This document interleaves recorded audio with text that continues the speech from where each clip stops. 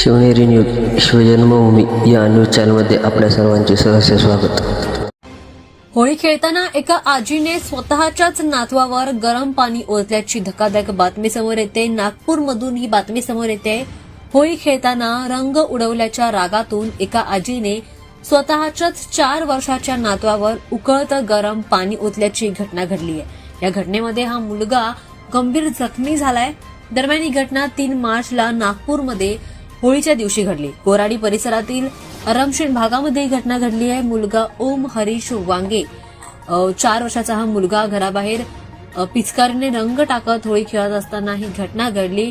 खेळताना त्याने त्याच्या आजीवर रंग टाकला। दरम्यान त्यावेळेला त्याची आजी संतापली आणि संतापामधूनच त्या आजीने गरम पाण्याची बादली त्या मुलावर ओतली। त्यानंतर मुलगा गंभीर जखमी झालाय। त्याला लगेचच रुग्णालयात दाखल करण्यात आला। त्याच्यावर उपचार देखील सुरू आहेत। डॉक्टरांनी 45% तो भाजला असल्याची माहिती दिलेली आहे। दरम्यान त्याच्या कमरेखालचा भाग गंभीरपणे भाजलेला देखील असल्याचं डॉक्टरांनी सांगितलंय।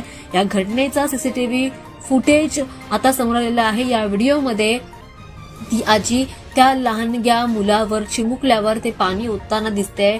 हा व्हिडिओ सध्या सोशल मीडियावर मोठ्या प्रमाणामध्ये व्हायरल होतोय, ज्यावर काही नेटकऱ्यांनी संताप देखील व्यक्त केलाय। या घटनेनंतर आता मुलावर सध्या उपचार देखील सुरू आहेत।